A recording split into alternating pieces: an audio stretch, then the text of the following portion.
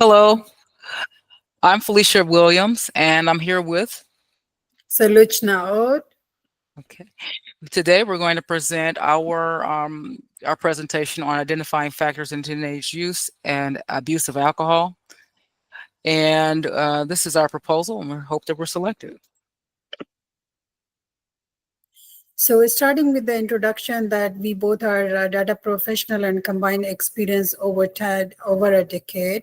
And a little description that we are athletics volunteers and already worked with the Pathways to Life project as well. That was a prevention of opioid misuse by the teens. So this project is kind of interesting project because it relates to that one, and already we got exposure to the data. So we believe just like that would be a kind of a chance to dig into more data and getting the more insights of this project. So overview of the project, of the data and the approach is that we will be using kind of different resources of the data that include survey reports, and along with that there are different facility data and different categories that we are going to cover. That includes demographic data, sales data, might be the arrest data as well if you got the information about the underage alcohol use, those individual, and we can use that one for the analysis as well. And then we are going to describe the description of the analytic plan. Felicia? Sure. Thanks, Lochna. We're also going to be using a variety of data sources from the government. Here's just a list of a few of the data sources that we've already explored for the project.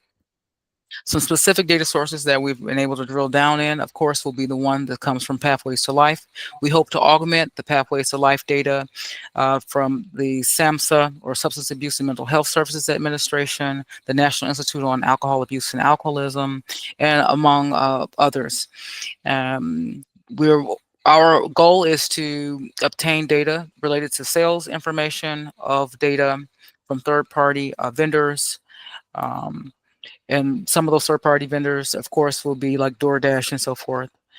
Some of the data categories for this analysis will include alcohol treatment facility data, target arrest data with a focus on geography, so we can pinpoint exactly where the abuse is occurring, and which is important. So if you know exactly where alcohol misuse is occurring, you then can pinpoint or target, have a better way to target areas to kind of essentially reduce that. Our analytic plan, we're going to identify the key factors that contribute to underage drinking. As it co-committed with other usage like drug usage, marijuana, and so forth. We're going to identify the frequency of alcohol use. Our attempt to do that will be in looking at arrest records to see if we're seeing repeat, or potentially we can find information related to repeat offenses. And we're looking for demographic characteristics of where underage drinking occurs. Again, as I mentioned before, looking at the geography for that. We'll be identifying the association between these factors, pinpoint the location and based off of if it's related to any demographic areas. Is it happening in the inner city? Is it happening in specific zip codes? Are we seeing more alcohol misuse in rural areas, for example? We'll be looking at forecasting to target current and future trends to say like, hey, if we put interventions in, what happens with those trends? Have interventions been occurred in previous preventions that we saw a downturn in forecasting, and could we potentially see this similar downturn? So not only just forecasting what we're seeing and what we're expecting to see in the future, but also saying what happened when interventions were in place for other areas. For example, when we, Sloshna and I, worked on the opiate misuse project for Pathways to Life, we're hoping that we'll be able to see some data where there's actually a decrease. So comparing those forecasting trends would be definitely of interest, and will provide credence for doing the work. And we want to leverage sales data to determine or even predict when purchases are made by underage drinkers, and understand the clustering, or we also want to use clustering to label underage drinking activities by demographic factors, including age. Well, we know we're working with people who are underage, and that can stem from 13 to 20 years of age.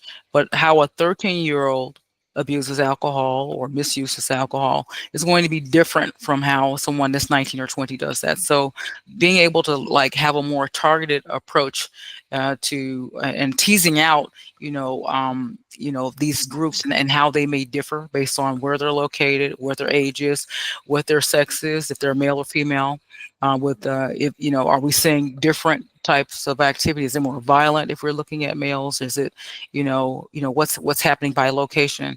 Is what's happening in the cities different from what's happening more in the rural areas? So these are all things that we plan to do for this analysis. Again, thank you for the opportunity, and we hope that we're selected. Sloshna? Yes, I would add, thank you so much, Felicia. And I would add more that we are going to add kind of a dashboard in order to show that whatever the insights we get.